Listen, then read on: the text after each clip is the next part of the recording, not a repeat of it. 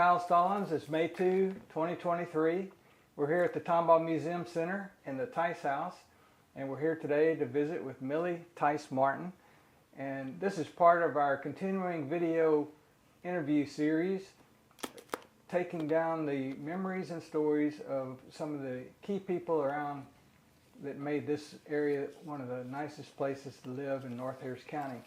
You can see this video and others on our YouTube channel at Tomball Museum. Would you let us know your full name, Millie? I'm Mildred Ann Millie Theis Martin. And when were you born? I was born June 30th in 1945. I was born at Herman Hospital in Houston because there was no hospital in Tomball. And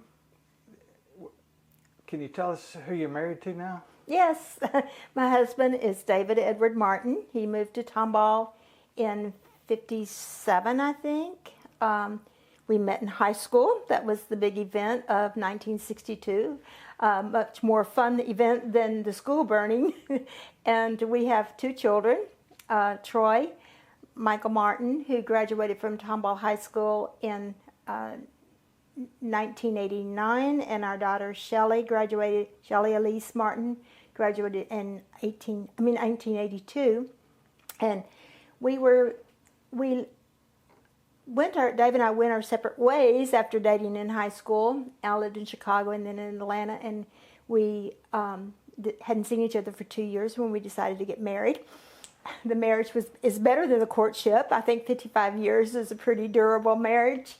And when Dave left coaching and we were looking for a place to call home and to raise our children, we thought Tomball was an excellent place to bring them up. So we came back to Tomball in 1972, and we've been here ever since. Great. Do you have grandkids and great-grandkids? We have grandchildren. We have 5 grandchildren in Austin. The oldest is 18 and graduating and going to college in North Carolina, and the youngest is 8. And like I said, they're 18, 16, 14, 10, and 8. Great. And who were your parents? My parents were Allie Theis and Thelma Attaway Theis. And my dad was born in the house that we lived in, the Theiss House, that was located where Tomball Walmart is now. He was the 3rd generation German immigrants on both sides, Theis and Scherer. My mother was born in Houston. She lived off Old Louetta and sometimes in the Heights, but she graduated from Tomball High School in 1927. She worked as a bookkeeper at Bradigham's for between 25 and 30 years, and my dad was constable here. He was elected in 1940 and served until 1972. That's an elected position, so it was kind of a record to serve that long in an elected position. I think Squatty Lyons County Commissioner was about that long, but Daddy's was certainly a record. He also farmed. We had 183 acres that ran from just a bit north, 30 acres that were north of Theiss Lane, and then went down to Holders Road, and then on the opposite side of the road from where the old Camp Road was to Willow Creek. Great. So, and what was your dad's full name? It was Alvin, actually written Alvin Wilhelm Theis, and he always went by Allie, or A.W. Allie Theis. All right. And what was your mother's full name? Mother's name was Thelma Eloise Attaway Theis. Did you have other siblings? Yes, we had an older brother, Butch Alvin Wilhelm Theis Jr., my sister Mary Martha Theis Williams, and I have a younger sister, Patricia Eloise Theis Kuhn. We had a little infant baby brother that died in between that just lived today. So I've heard of Butch Theis, your brother, but we also interviewed Butch Theis from Klein, different Butch, so that they were cousins? We are related both on the Theiss side and the Scherer side. Butch Theiss, with two S's and cousin, was a descendant of Jacob Theiss. And we're closer related on the Scherer side because his mother and my grandmother, I think, were sisters. Great. So, so your dad was born, remember roughly when he was born in Tomball? Oh, yes. He was born July 23rd, 1902. And where was he born? I'm sorry? Where? In the house. The house? The house that Fritz Theiss built. The property that Fritz Theiss owned, in the German tradition, the youngest son inherited. So that means that Henry, the first generation of Theisses, were Johann Heinrich Theiss. They came from Bottenhorn, Germany in October of 1846 for certain. They came into Galveston. We don't know if they came into Indianola. The Theisses, as well as the Scherers, the Hilligites, and other German families were brought into Texas, from Germany by, I don't know if I can say this because German was my dad's first language, but he only taught me silly songs and dirty words. So I'm going to try. But there was a land grant group that was developed by 12 princes in Germany, mainly Prince Salms of Bromfels. It was the Altesfern, and they organized Germans in between 1845 and 1848. They brought at least 7,000 German immigrants. The first went to New Bromfels, which Prince Salms of Bromfels named, and Fredericksburg. But when the Theiss family came, they heard horror stories of people dying along the way because the Germans came ill-prepared, weren't ready for the heat here in Texas. The other thing that was going on when they came was the Mexican-American War, and so it was hard to get wagons. So the Johann Heinrich Theiss family, along with his young adult sons, Henry, Heinrich, and Jacob, who later settled in Klein, and their daughter Katerina, of course his wife Katerina, young son Christian, who didn't live to adulthood. So Henry, that when they came, Butch probably talked about this, but they settled over by Spell Road and then later on Lutheran Church Road. Jacob, Henry, their brother-in-law C.F.W. Winkler, who married Katerina, and my Scherer side were all very important families in establishing Salem Lutheran Church. They also gave property for the school. Winkler gave property for the church, and where Salem Lutheran Church is established today was on the Henry Theiss property, which... so Henry was the second generation that came here in Texas. Yes. And his dad was who? Was Johann Heinrich. And he's the one that came through Galveston. He came from Germany? Yeah. Yes. An interesting thing about when Johann Heinrich and his wife Katerina and the 4 children at the time came, they were living in Bottenhorn, Germany, and Johann Heinrich had to be released from the Hessian army.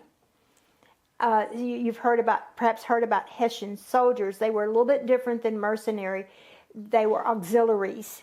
So during the American Revolution, England hired 30,000 Hessians to come fight in the American Revolution. So this province, the state, benefited more than the individual. It was a poor state, and that was their way of funding things. It sounded like it was almost conscripted where they had to go in, is that right? Yes, that's pretty much. And they started very early. I read about 4 and then served till they were like 50. So and they were well trained. So do you know when he was born, was he old enough to serve in that American Revolution or not? No. I have to think if he had... It looks like he was born after that. Yes, I think it was after that. Yeah. Although I was teased and told that they were going to take my DAR award away when they found out that my family were Hessian soldiers. It was very significant if you think about, because of course, you know, they were wanting to bring settlers to Texas. That was a need. And Germany was in a deplorable condition. You know, things weren't going well there. But to come, they had to have a certain amount of money, and they had to have a trade. Johann Heinrich was a shoemaker, and one other place I think it was listed as a wheelwright. I don't know that this was not their original land grant property, but he bought the land over on Spell Road, and then, like I said, Henry and moved to Salem Lutheran. But the sharers' land from this land grant, because they came the same way. Most of the people that settled this area did. Of course, some came later. A few came earlier, but those, I think, industry was kind of the first areas settled, if I remember correctly. But the sharer property was actually in San Saba. That was Comanche country and a long way from any land. So George Scherer, who came, Theisses came in, I think, I'm pretty certain, October, obviously 1846, and the Scherers came a few months earlier with the Hillegeis, and but he sold that land and then bought land along Spring Creek. That's interesting. So when Johann Heinrich Theiss came in, his two sons kind of split. Jacob went over to the Klein area, and that was Butch's. Yes, that's Butch's descendant. So we're all of us are the same family, but third generation. Yeah. So the Jacob side became the two Theisses. Yes. In Klein. Yes. And then your side was the Henry side that came to Tomball near Salem, right? Yes. And actually, the way that name change came about, sometimes you'll see Theiss written with a Z at the end. They never used a Z. The reason people thought that was a Z, there was a symbol to tell you how to pronounce the S, because the S has two sounds in German, and that was called an S set. So the shape of that symbol changed over time, but it kind of looked like a B, and then it changed, but it was always kind of below the line. So we have some signatures with that below the line, but it was never really part of the name. In Germany, even though a lot of German names have double consonants, Theiss is generally spelled with one S, although you'll see in Salem's records even the one S Theisses have two S's, but it was changed in the third generation. Jacob and Henry Theiss both had sons named Will. They were cotton farmers, and when they took their check to the cotton gin, they mixed their checks up. So the brilliant Will Theiss in Klein said, "Oh, I'll fix this. I'll add an S." And you can't get people to leave that S off, so I know he got all the money. But that's where the discrepancy came in. Like the Theisses that are in Bernie, their store is one S. And obviously there are variations. Sometimes it's IE because people misspelled it, etc. But from there, it sounded like Jacob bought land down in Klein area where Butch Theiss came from. Yes. And then your Henry, where did he go? Lutheran Church Road. And where was that property on Lutheran Church right Road? Where Salem is. It ran from, I have to think, it didn't run all the way to what is now 2920. Because if you think about from 2920 over to Lutheran School Road, you know, where it tees, and the you can go down to where the old school, well, actually the last building's still there. The Scout House. I call it the Scout House. The Scout House, yes. Well, I went to school there in third grade. I see. Do you mean to do that diversion later? Yeah, later. Yeah. Okay, so Henry's property fronted Lutheran Church Road. I think it began about halfway down that road. I can look to give you the actual, acreage. But his brother, C.F.W. Winkler's property, is what is now the Schultz's property. I think it started at now, like I said, double check this, but it started at like 2920, came all the way down to the to where the first and second church building, the frame building, the first church, which I don't remember that one, but of course I do remember well the second frame Salem church that burned in 1964, this same year that our pastor and his wife were killed in an automobile accident. So it was a very difficult year. Who was that pastor? It was Pastor Paul Eifert. And he was there. I was baptized by Pastor Kaler. That would have been in 1945 because we baptized infants. But I don't remember him. The only pastor that I remember from childhood was Pastor Eifert. So he was there from probably about 1950, I'm guessing, or late 40s until his death in 64. Mm-hmm. And who was the pastor after that? Pastor Blumhorst. He married Dave and I in the newer Salem church after the one that burned. Great. So the house that Henry lived in there, is it this one? This house? This house, yes. He built it in, the best we estimate is 1869 because I was told that my grandfather, Fritz, was born in this house in January of 1970. 1870, yes. I'm sorry. I do that a lot. And I think I'm right about the 70, but we'll verify that too. And also there's an article by his brother, Will, that inherited the property because the youngest inherited, that states that he was born in this house 2 years later. That article is in the Theiss history book. Since Will inherited that house, Henry had 14 children by 3 wives. The first 2 died in childbirth. He outlived the third wife.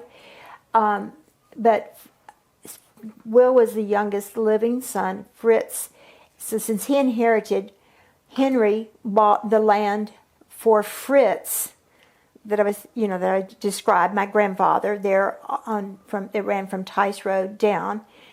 And where Walmart is. Where Walmart is. And he bought it with Spanish pesos.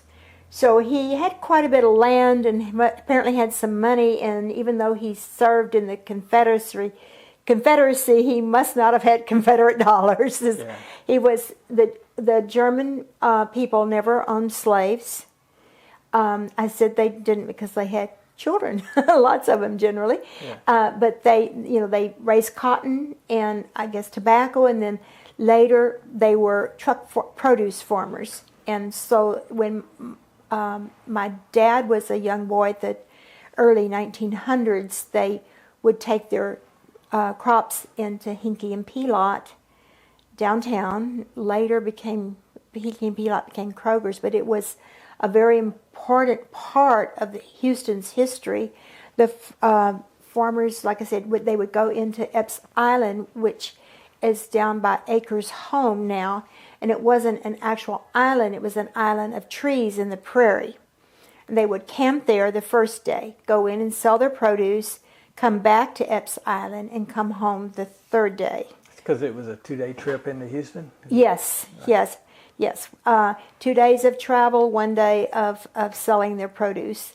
Wow. So it was a big open air market, and farmers from all around. The last produce producer in this area is Weinberg's on 2920. Caleb Theiss also had produce for a long time, and so did the Strocks. A lot of other families too, but those were the last. That, to my knowledge. So when they would take the wagon in and stay overnight at Epps Island, roughly where was Epps Island? It's where Acres Home is now. Acres Home. Acres Home is a black community that was down between the old West Montgomery Highway until you got into, let's see, what takes you into Shepherd, before you get to shepherd. Yeah, I guess it might be, now it's Veterans Memorial, but it used to be maybe Student Airline.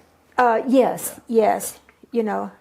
So yeah, they said that on the north edge of Houston is where that is now. I guess, The right? Houston mayor still Yeah. lives there. Okay. Yeah. And so when the younger son inherited and he got that property with this house, then they bought the house for Fritz over where Walmart is. What house did they have over there? All right. The tale of three houses. Henry built his house and Jacob built one like it in Klein, probably about the same time. Now, this was built in 1869. My grandfather Fritz built his in about 1900. And Germans don't throw anything away. They use the same plans. Our house was identical to this house. This was my bedroom and my sister's. So there were three girls in here. Mother and Daddy had that room. The room on the other end on the corner was my brother's, and the room as you come in here to the left was actually a kind of a parlor. You notice this house doesn't have a parlor, and even after this house went from Henry to Will, his youngest son, to John Theiss, and then Audrey Theiss McShann was the last Theiss descendant that lived in this house. Even when they had this, when Will, who had only one son, they never had a parlor.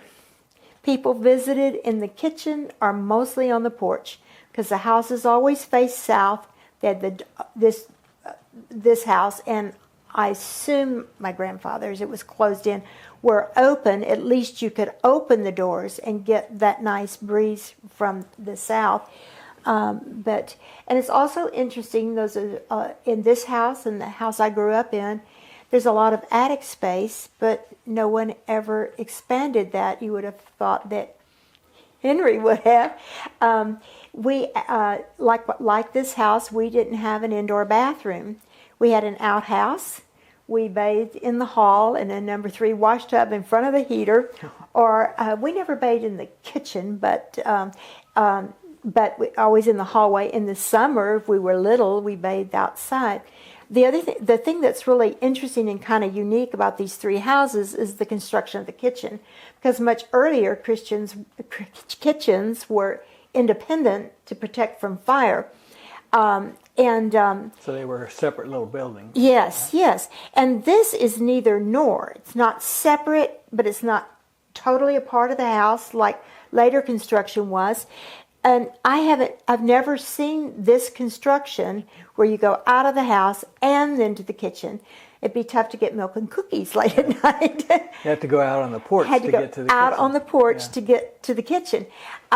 In the house, Fritz's house that I grew up in, and in this house when Audrey McShann was born, they cut a hole through here so you could go through this bedroom and get to the kitchen.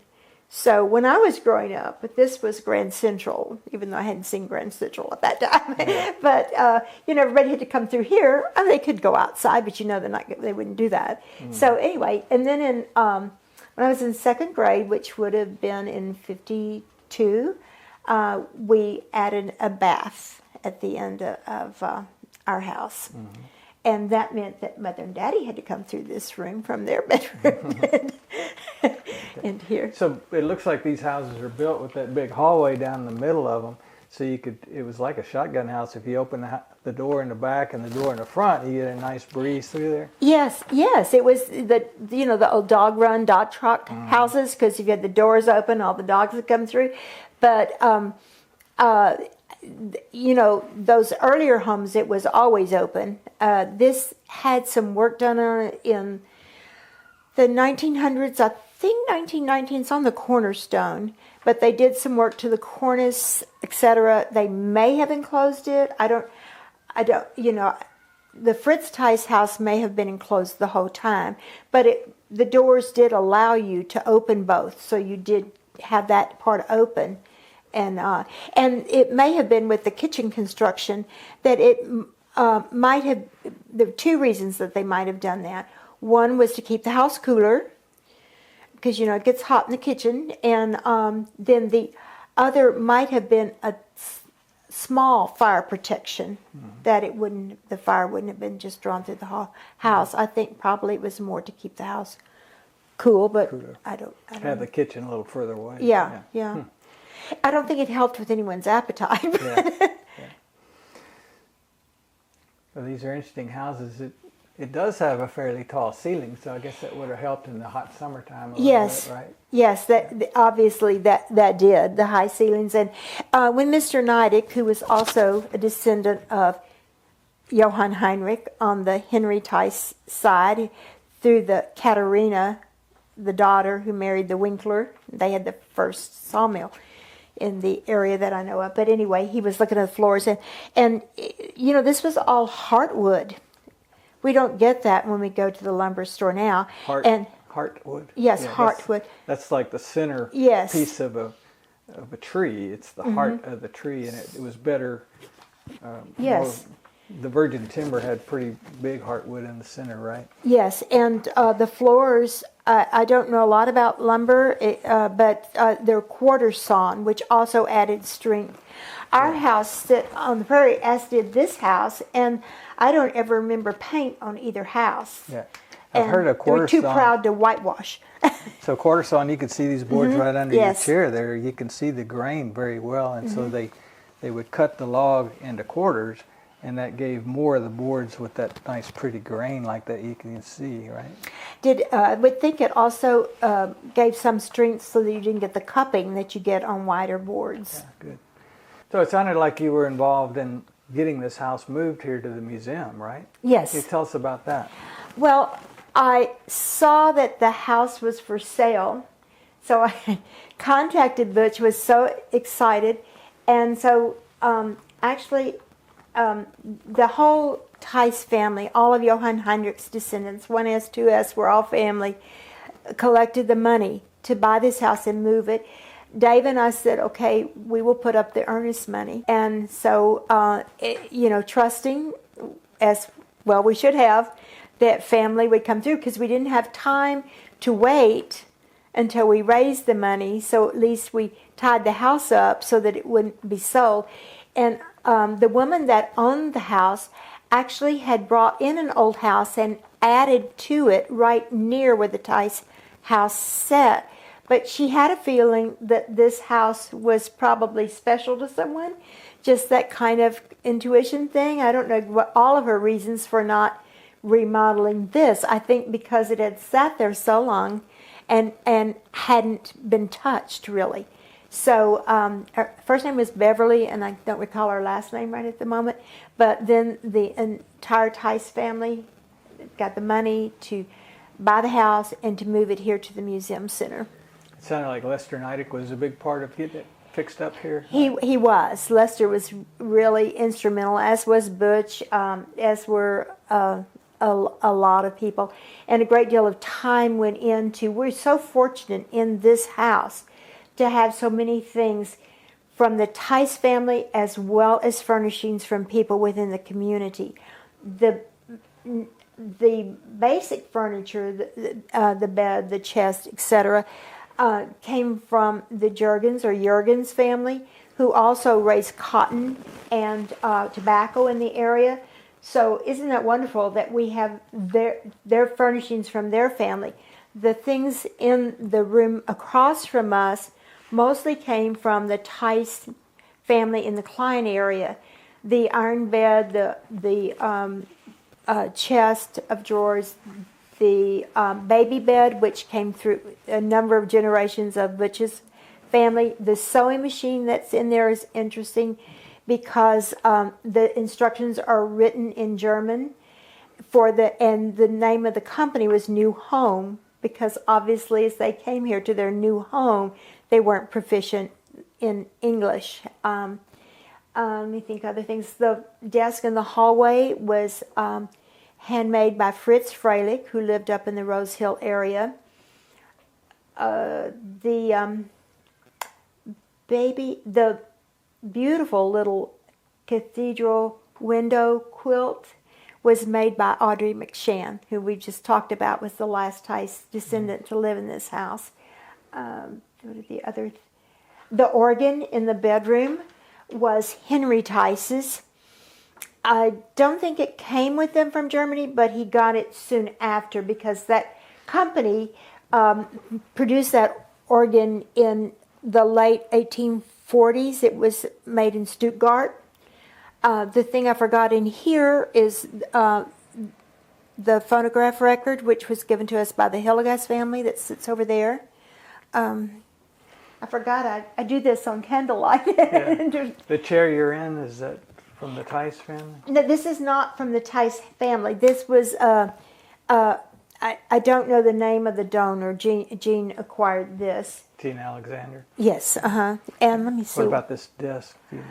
That disc came from, Butch would know the history of that. Right. I don't remember, but it was, we have to verify this. I think it came to the Theiss family from the Theiss branch that went to Thorndale. And I think he was a teacher or pastor. I need to check on that. I should know that. That's fine. Camera there was owned by the Miller, whatever. It's kind of in between in German, you know. It's Mulleller. She was a Holdreth, delightful lady. She also gave us the World War I uniform and medic's uniform that was her husband's, Carl. The camera was theirs. They took all the photos that we see in the hall and then were left for decades. It's hard to believe, isn't it? And then were still able to be developed. Thornton Clabe, I think, was the one that acquired that, but it belonged to the Muellers. She was a Holdreth, the Holdreth Rhodes. That was her family. As I understood it, the film stayed in the camera for decades, right? And that's where y'all found the film? Yes, Thornwell. It was in the attic. It was in the attic of the... I don't know if it was... Later, that was the house that Howard and Pat Klein bought and moved to Cherry Street. All right, so this is the ancestry chart. If you hold that up for the camera that we were talking about that gives the lineage. Yes. And let's go back briefly. We were talking about the property that over there Henry had over near Salem, where Salem Lutheran is now. Yes. And I know several different church buildings were gone through over there, but tell us about what I call the Scout House, and you were mentioning that you went to school there. Tell us about that building. Well, that was the school building. I think it was Will Theiss that gave the land for the school, and he was the one that boarded Teacher Bishu, who came in 1918. Now, they had the school prior to that. I don't know who taught prior to Mr. Bisher, but that schoolhouse was one room, and it had the kitchen portion in the back. Mr. Bradigan talked about building it. I hope it's on his tape. But so... Which Bradigan? Oh, Mr. G.W. Okay. I'd like to talk about Mr. G.W. a little bit later. But it was one room and then had the little kitchen part. There were also, I don't know at what time, I know through the 50s, there were buildings that were sheds that opened up because we always had a church picnic, and there were the original pickle barrels, obviously, to make pickles. It was in I went to Tomball Elementary. I was in the first free kindergarten class of Tomball ISD. I went to first and second grade in Tomball, and then in 1953, my mother went to work at Bradigan's. I was in third grade. My sister was really too young to go to first grade at a public school. She was in sixth, but she could go to Salem Lutheran, and they had a bus.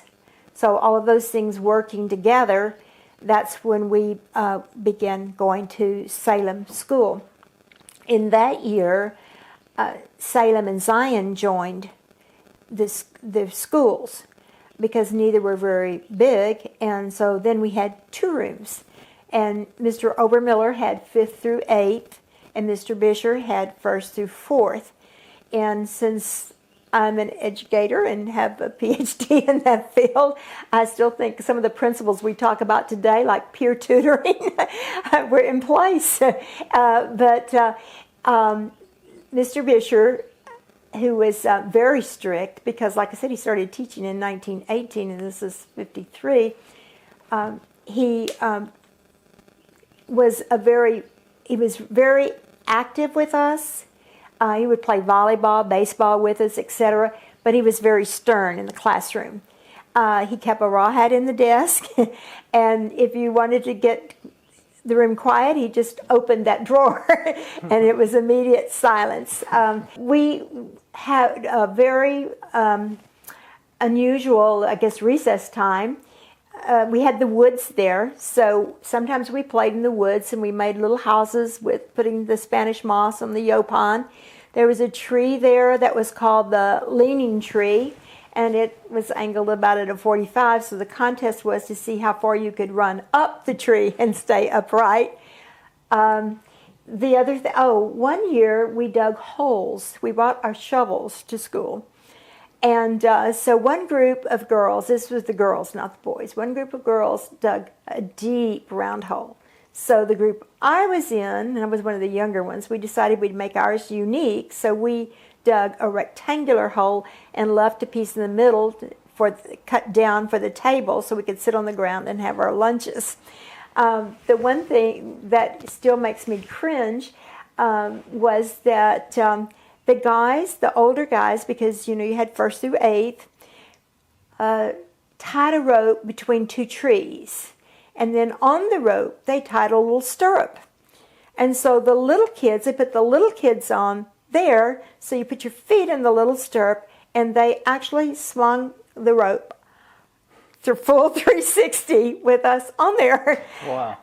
Everyone seemed to survive. We played a lot of the whole school games like red line, where you divided into teams, and you had a line that divided the teams, and you had to try to, if you could encircle the other team, I believe, go from line back to the line without getting caught, then your side won. But if you got caught, you had to go to jail, and the only way you could get out of jail was for someone to make it through the line and free you. Mr. Bisher played the organ. He lost his ring finger on his right hand, I think. I don't know. But playing baseball, he was really very athletic. But he played the organ for school because we always had devotions. And evening, in the afternoon closing, we sang a hymn, had a prayer. How did he handle later without the finger? Was he able to just skip a few notes? Or? Well, I'm not very musically inclined. I think perhaps he also played at church, but he lost his finger playing baseball long before I knew him. Okay. So obviously, did. And another aside, Henry Theiss, who brought the organ over, it's actually a harmonium, played that organ when Jacob came from Klein to Henry's house for them to worship together with other families. And he also played the organ at Salem Church. Sorry, I forgot that. Yeah.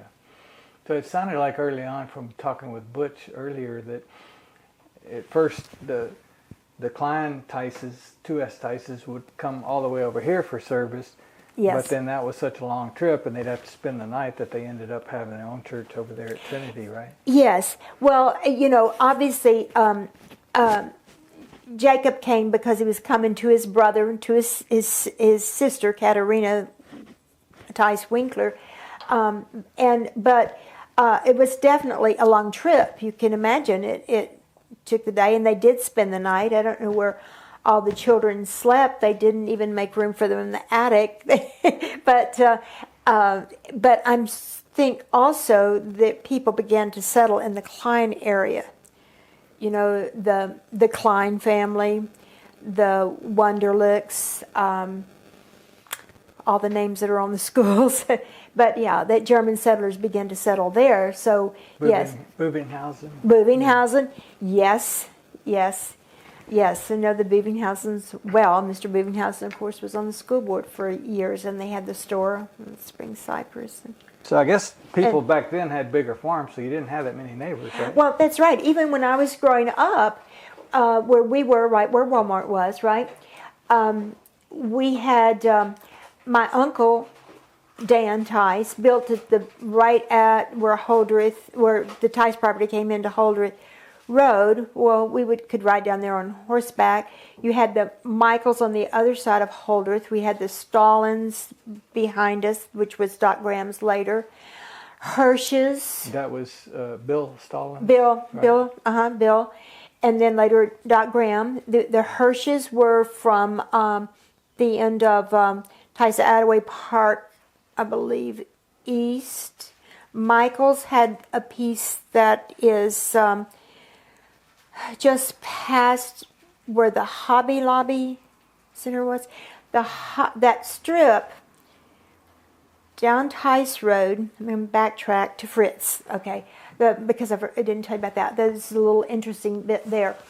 From Theiss Lane to the end of the Walmart property and Theiss Attaway Park, and then that included Hobby Lobby, where that ended. There were Michaels to the north of that, but that approximately 30 acres in there. When Ma Ferguson was governor, Miriam A. Ma, she served because Pa Ferguson was impeached. There was a discrepancy in the survey, and my grandfather Fritz had to buy that 30 acres back from the state, even though he owned it. He had to buy it back, so the deed is signed to that property is signed by Ma Ferguson. Later, much later, because he bought the other part in the 1880s, and this would have been, Ma Ferguson was governor during the 30s, I believe, Prohibition era. So we're talking about the Fritz Theiss land there. Yeah, that was your grandfather. That was my grandfather's, and where I grew up, and it went to my dad.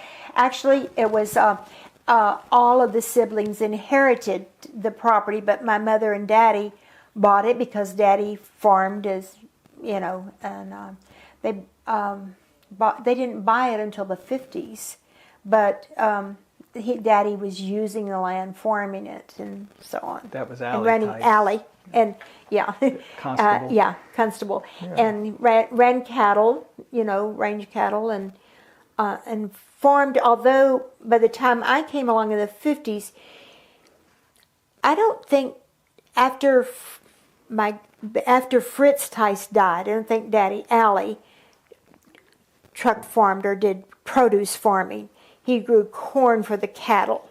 So, and like I said, he became constable in 1940, so he farmed cattle and was constable. And he also had the service station. He and my uncle had the service station that sat in the middle of the Y to Humble Camp Road. When West Montgomery, was kind of widened a bit, the iron ore from that came from the Theiss property where Theiss Attaway Park is. That was dug out and left as an iron ore pit to swim in. So we talked about earlier your mom working at Bradigham's. There was a Bradigham's grocery store, but then there was a Bradigham's Variety. So where did she work? She worked at the IGA store, and that was Mr. GW and Lily Bradigham. Frank Bradigham, and I don't remember his wife's name, but they owned the Variety store. That was later. The IGA store was very early. We were looking at pictures. Didn't change a whole lot until I was there when Mother was working there in the 50s. Mr. GW was such a fascinating man. Mrs. Bradigham was a worker bee, and Mr. Bradigan, I don't mean he was too, but he was involved in so many civic things. He was instrumental in starting this museum center much later. That was in the 60s, but he was instrumental in getting the fair. The fair was a big thing. We always had a parade. We had horses of all sorts, but we had a Shetland pony that actually was Leighton's first, that he grieved for and never knew what happened to, although he visited Joe Kenneth Smith, that was the camp house on Theiss Lane, and the horse was right across the pasture. But we had a Shetland that we had a cart, and we always rode in the cart for the parade. One year in the parade, some sort of patriotic theme. I was George Washington with my hair powdered, and my sister was Martha Washington. But the parade and then the fair was a big thing. The fair was down Cherry Street. The photos in the Bubbly collection are not the fairground pictures. I've had several people make certain I knew what I was talking about. Those Arliss Klepper and I'll think of it in a minute, but he was an electrician, because those were pipes. The photos in the Bubbly collection, I'm diverting again, I apologize, okay, were of my daddy's rodeo. Daddy built the pen. It was on his property. All the Humble Camp men and anyone else, you've seen the rodeo pictures. Mm-hmm. There were black cowboys there too. You notice they're sitting obviously on the fence, segregated. One man that Daddy worked cattle with was Rats Whitfield. His great nephew was Champion Roper and was the parade marshal one year. But so I don't know if it's Mr. T. Bailey, I think perhaps, whoever brought the stock for the men to rope for. It was pot, they put money in the pot, and then the person that had the stock and the winner each got a certain percentage of the stock. But that rodeo that's in the Bubbly pictures, you can see our house and barn in the picture with the cars facing. You can see that behind them. So it was right at the corner of Theiss Lane and what's now 249 Business. So you had your own little rodeo arena there, mm-hmm, and then they had a second one over with the North Harris County Fairgrounds. Right? Yes, but the fair was only open for a limited amount of time. Yeah. Yeah. And the fair was really fun. Of course, they had rides, all the carny games, etc. They had prizes for, baking, jam, whatever. And they had the rodeo. And, of course, one of the things I remember well was the wedding at the rodeo. People probably talked about that. But, yeah, it was a very important part. But it was a limited period of time. I don't know how long that lasted. But like I said, the rodeo was Humble Camp men and Daddy and other people around. Mm-hmm. It's private. So, German language in Tomball. So start with your Theiss family, and then mm-hmm, maybe go to your other families. But what generations spoke German in your Theiss? Well, my dad's German was my daddy's first language.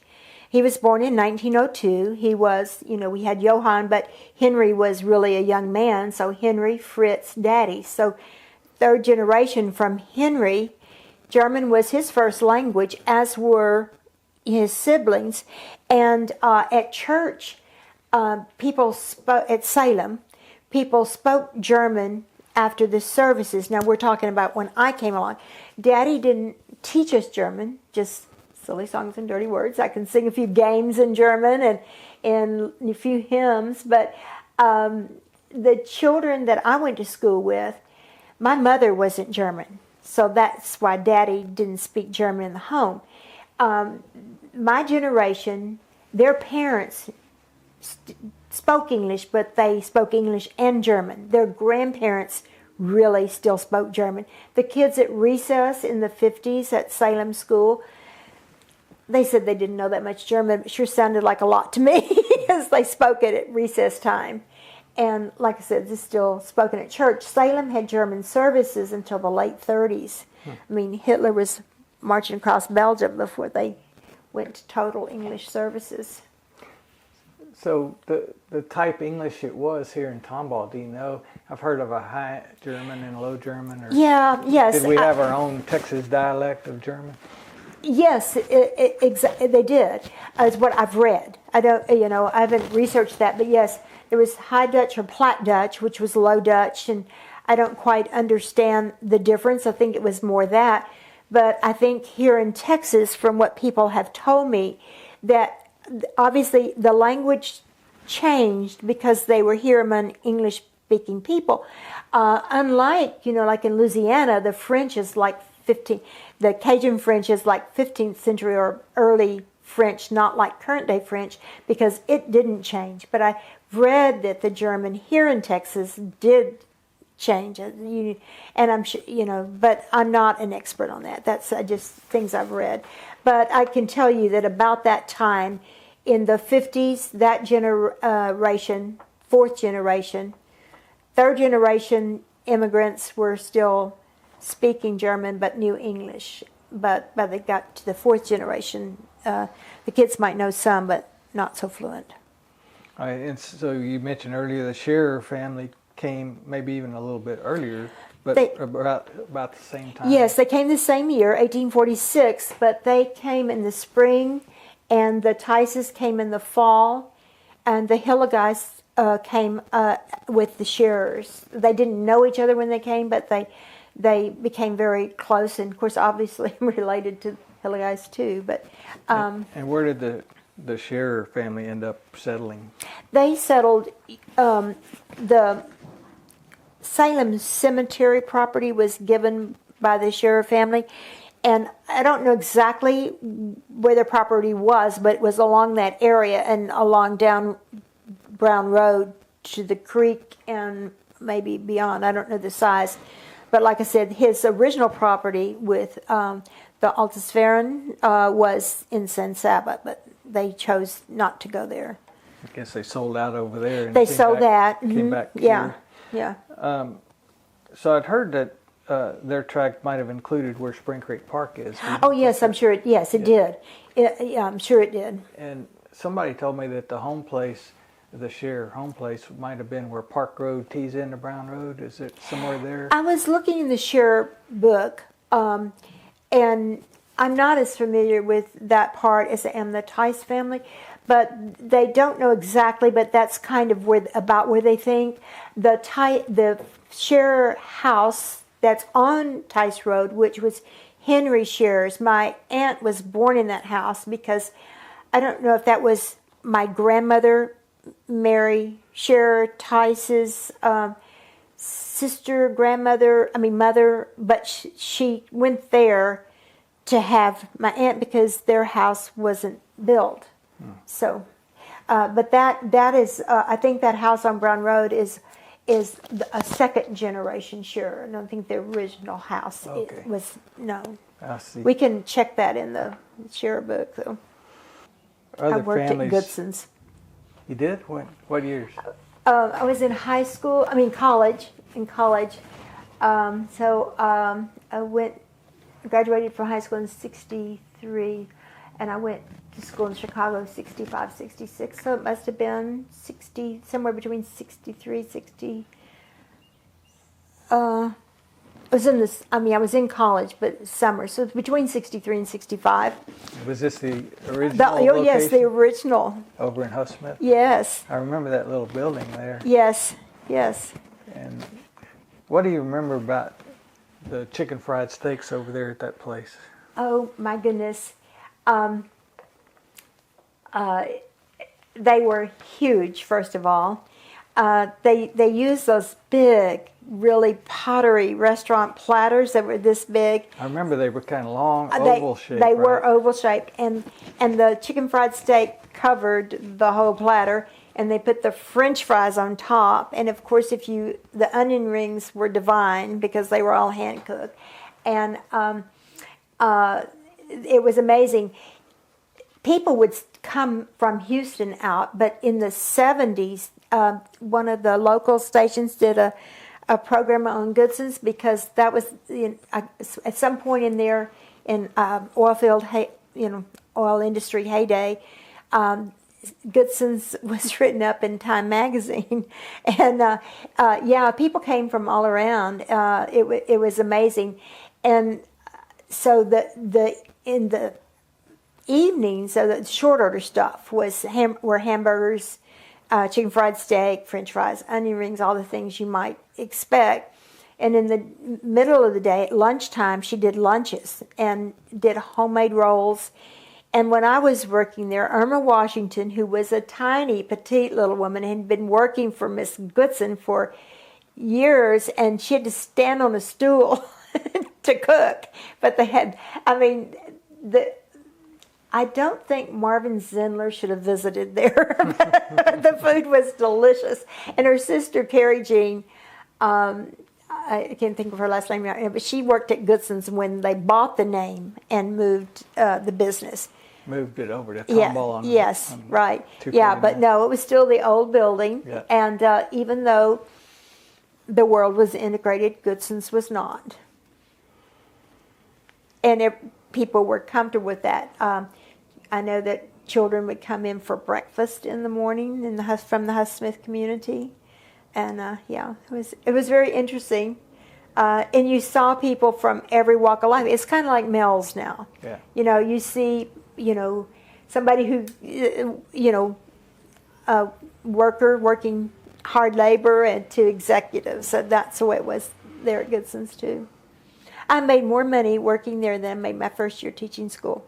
Wow. It's amazing. So, what do you remember about the French fries there? Describe those for people that may not have remembered. Okay. Well, what I remember most is Mr. Goodson peeling the potatoes. He sat outside with which was normal, not unusual dress for the time, in his overalls with the the T-shirts, and peeled potatoes. And Mrs. Goodson was such a hard worker, but they were so good because they were fresh. It was fresh produce, as were her lunches. So back then you didn't have Mel's, right? You just had the original Goodsons. Oh, no, in fact, there were so few eateries. There was City Cafe, which we never went there. The Sebestas had Sebesta Cafe. You had Goodson's. The first hamburger stand went in when Dave and I were in high school, between 59 and 63. And, they would have had them at the cafe, but you had to go up and walk up and place your order. It wasn't like Princess Drive-In or anything like that. Which hamburger place was that? That was Odell Vaults. That was right by the high school. Did it later become Goalpost? Yes. What did they call it at first? Was it the same? Wow. I don't remember. I think it might have been because but I'm not sure. I'm not sure. Right. And the other thing that everyone was so excited about was when the Chinese restaurant went in 1960. I don't remember the name of that, but there really wasn't anything here. And my grandkids find it very funny that after prom, we went to Valiant's Pizza because pizza was very new. We don't think about that because it's on every corner. You can pick it up in the grocery store. It was really country. Where was that pizza place? Was it in Houston? It was Valiant's. In Houston. You had to go a long way to yes. find it, Oh, right? Yeah. Well, the traffic wasn't as bad. But no, you didn't go down there regularly. That was prom dinner. So let's go back to when you were at Salem. What years did you go there for school? For school, of course, I was baptized at Salem. I was at Salem from 45 until I went to college and moved away, and then came back. And when we came back, we worshiped there. But for school, I was there in third grade, 53, till 8th grade. And where did you go after that? Tomball High School. Which high school was it? Which building? Oh, well, it was the school that burned. That's why I brought the 62 album. The school burned. My husband Dave lived down halfway down to, 149, 249. He was actually in Klein District, but you could switch. And he climbed up a tree to see the fire. We could see it clearly from our house. So I was in high school from fall of 59 to spring of 63. And once it burned, where did you go? You asked me that. I'm sorry. Sorry. Can we zip that out? No, it's fine. Yeah. We went, the high school all went to the Cherry Street School, which, was an old building. I don't know when that was built, but like I said, we went there. I was trying to think this morning where the junior high went. They may have been there with the high school. So the elementary students that were at the Cherry Street School were moved to the Baptist Church. So we went there for the remainder of that school year. And then in the fall, which was fall of 62, they were building the new elementary school, which is now where the alternative campus is and all the tech stuff, which is there on Joe B. Road. And so that was being built. Mr. Polly Parker was the superintendent at the time. We went to school there before it was finished. I mean, it was basically done, but, still concrete floors, etc. So we finished that year there. And then by the fall, we were back at the high school. They saved the gym, which was a sad thing because it was even older than the high school. And so they built what now is the intermediate school there on Main, and an auditorium. We were the first class to graduate in that auditorium. It's now been taken down. But Right. So, the big controversy was that the school was air conditioned. how was that a controversy? Describe that for us. Well, because a lot of people didn't have air conditioning in their homes, and the other schools weren't air conditioned. So to air condition a school, it just wasn't done then. I mean, even schools in Houston, I don't think had air conditioning. So that was a new thing. Yeah, so it was, extravagant in the terms of the day, especially the German farmers who were paying the taxes. Right, yeah. Okay. So we had a few photos that we found from back then. Oh, yes. Can you hold that up for the camera sure. and point out which Sure. one is you? All right, there I am, right there. And what were y'all doing in that photo? Well, we were making new records for the high school because all of those were burned. And here's another. Which one? Yeah. So I'm down here. I'm ready writing. What is ready writing? It was a UIL competition, and so when you went in, you had a prompt and you had a certain amount of time to write, and then they scored your writing.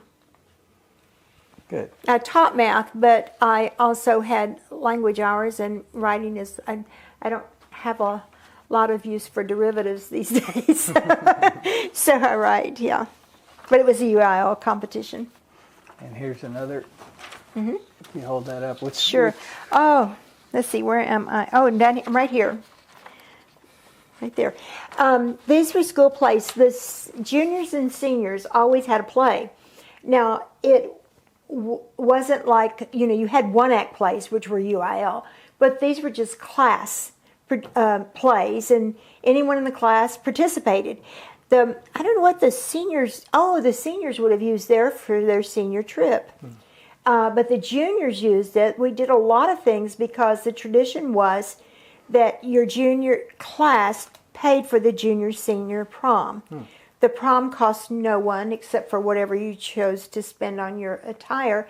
And it was held in the gym. I remember making a million magnolias to decorate our Southern Plantation thing. That was held, our senior prom, our junior year prom, was in the, I think it was in what's now, like I said, the alternative campus. That it was that building. But juniors sold mums. Their parents worked the concession stands for us. I'm trying to think what other thing. But all through school, that mostly that junior year, you were making enough money to provide for the prom. And so the play was one of the things. I'm sure, I don't know what kind of attendance we had, but it was also just a nice camaraderie thing. And then, like I said, I think seniors the admissions went toward their senior trip. Thank you. It was a time when kids, there were no GoFundMe pages. And so everything that you did, and one of the things that I really appreciate was our home ec teacher, Mrs. Mock. She was the original, I don't know, really scatterbrain teacher. She could never find her glasses. They were always on top of her head. But she ran the FHA, Future Homemakers of America group. And we did a paper drive. And then that summer, everyone in that club took a short trip. The one we went to, one year we went, we went to a park, and then we went to the mock-up for the movie The Alamo. But the other trip that I remember so vividly, it might have been the same one. I get rather emotional about this, but we later to the Texas home for mentally retarded, not just children, but adults. Later in college, because I went to Concordia Austin and took math courses at UT, but the issue was that I sometimes volunteered teaching Sunday school at the institution. But when Mrs. Mock took us, we saw a portion of the population that you didn't normally see. We saw children that not only had a mental handicap, but they had severe physical issues as well. In the days before you could do spinal surgery, there was a baby in a crib that had, the child was hydrocephalic, and the baby's head was about as wide as its crib. There weren't shunts, there weren't spinal surgeries, etc. There was a child there that had the opposite, where the skull didn't grow, so she had a very tiny, tiny head. There was a little girl there that looked as if she had nothing wrong with her, but her diet was so regimented that her parents really couldn't take care of her. I don't know the specifics of that, nor even the diagnosis. But goodness, that was a long time ago, and that still touches me. Because for years, anyone that had any kind of handicap, one of the students in my kindergarten class, Sharon Dory, she was in kindergarten and first grade, and in second grade I went, "Where's Sharon?" And no one told me, but she was in the Brenham State School. I've later talked to her, when I was an adult, talked to her family, and she lived there until her death.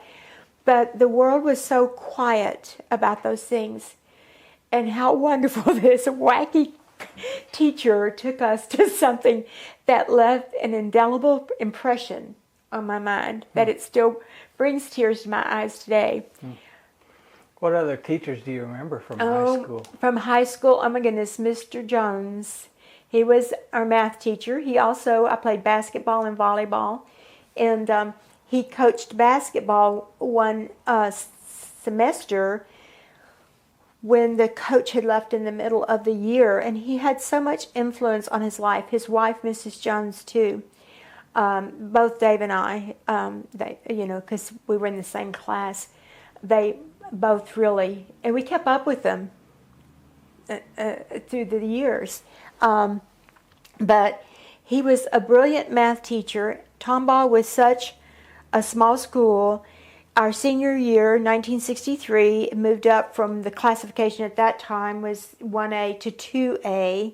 So that meant we played like LaGrange and these schools that were farther away. Klein was smaller than us. Spring at that time was still B. Klein was A. Magnolia was a B school.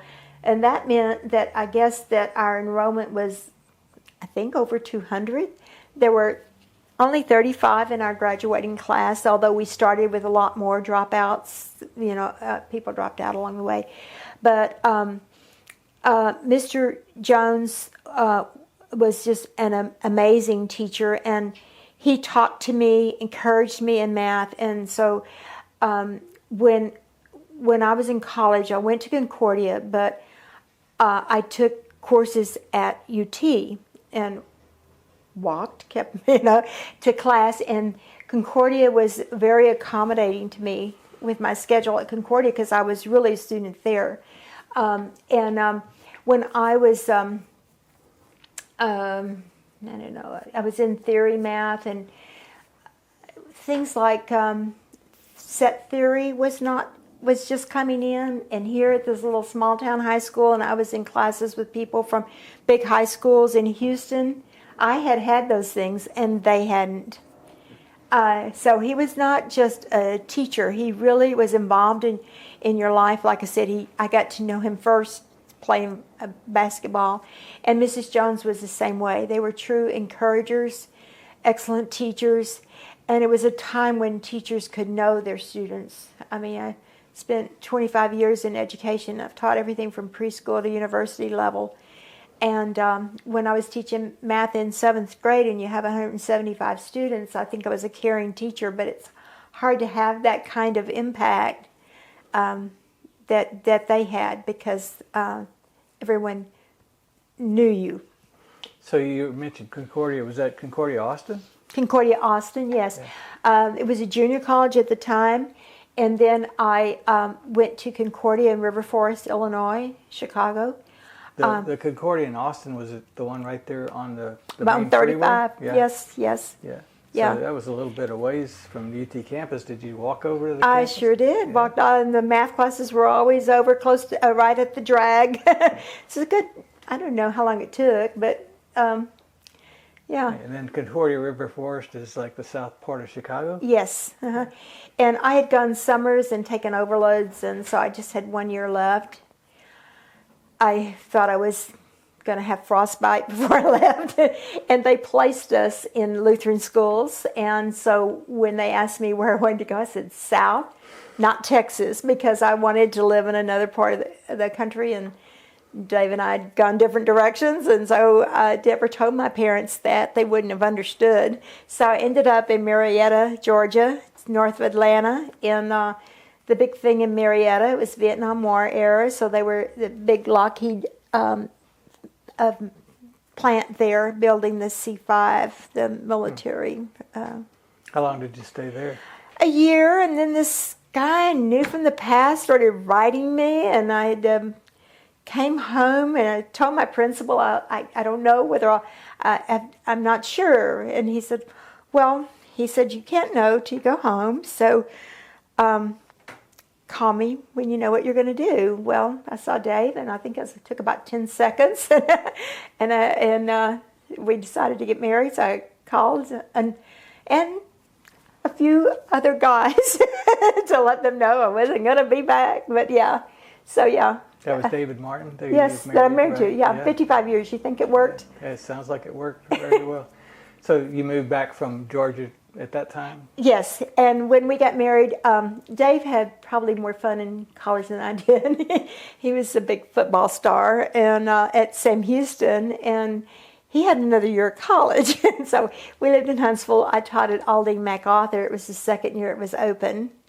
And then we were in Huntsville a year. He graduated, and we were going to teach in Aldine, and he got in a reserve unit that spring, which was very unusual. They opened up a reserve unit in 1968. Now we know what was happening in Vietnam, so that we were very thankful that he got in that unit. So he did 6 years in the reserve unit, and so anyway, they were going to go active, so he quit his job there, and then they didn't, so we moved to Pasadena and then lived there for 4 years. Our son was born there in 70, and then we went to Beaumont, and then Dave decided we needed to put meat in the pinto beans, so he left teaching and went into real estate for a year, and then with Allstate. And so we moved back to Tomball from Beaumont. Roughly what year did y'all move back? We moved back in 71. Right, good. You were telling us earlier when you were living in the house where, I guess, the house that Fritz built, and Allie, your dad, raised y'all there at where Walmart is now. Some of the games you were playing, you mentioned a baseball game. Oh, that y'all yes. had. Tell us about that. Well, first of all, neighbors were a long way away. Mother worked. Daddy worked too, but he didn't have an 8 to 5. So when my older sister moved to Houston to work, Daddy was in charge. And fathers have different rules, and if they have any, and Daddy's was come when I whistle. So our playmates were not my cousins who were girls, because we were...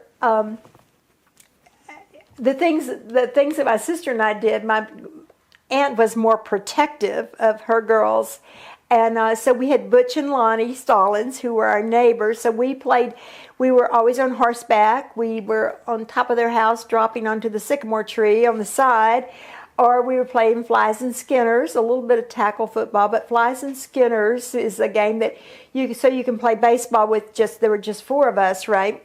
So the person batting throws a ball up and hits it, and then everybody else is trying to catch it. A grounder is a skinner, and the fly, of course, is a fly ball. So when you got 3 skinners, that was 1 fly, and when you got 3 flies, you got to turn it bad. Cool game. Yeah. I was trying to think. We played poker. Daddy actually taught us to play regular poker.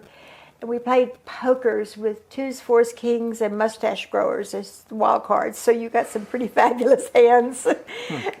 Mostly we just played, and we were allowed to play. We could go all the way down Theiss Lane to Cherry Street. Mostly we stayed at the Stallones or our house, and mostly we rode horseback. So it was a neat way to grow up. Daddy was always kind of around, but not hovering, We were on the tractors with him. We were played in the jail when there weren't prisoners there, of course. And we would go downtown once a month, usually with him, to the courthouse because he went down to give his constable report and to collect his paycheck. And we would usually go to American Hat Company for Daddy to get his Stetson, especially the felts, steamed and cleaned. And the Bradigams had a slaughterhouse that was out on the baseball park near where Mildred Stallones lived, but across the street, across Rudolph. That would be north along the railroad tracks from Main Street, where the baseball park is now on the left. Where in the vicinity of that? It was right where the baseball park is, really, and I think it went farther back. So they had the slaughterhouse, but most people had their own animal, their own cattle. And so now Daddy butchered when we were younger. I remember him butchering hogs. I don't remember him butchering the cattle. So I don't know if he had it at Bradigams slaughtered there. Of course, we did the chickens, which I hated that part. So if you had your own meat, and if you killed an animal, then that's a lot of meat. So you didn't have a freezer big enough to put it in. So Bradigams rented a space in this locker plant, and obviously it's freezing in there. And I don't really have any phobias, but I could not lock that door. I always and they didn't mind if you did that. I'd always put a little something in the door so the door wouldn't completely close. But Main Street Crossing did have a sample of those drawers in the little building by their building because, of course, it's on the Bradigam site. the old IGA store site. But, you know, you had a big drawer, and there were just stacks of them. You had a ladder so you could reach the top ones. And you had a key for your meat locker. Well, we sure appreciate you coming and spending time with us today. We really enjoyed it. I thank you for listening to me. I mean, you know, my husband practices selective hearing, and it's much more convenient now that he has hearing aids. No, obviously he's very loving. But thank you so much. Thank you for doing this. This is wonderful.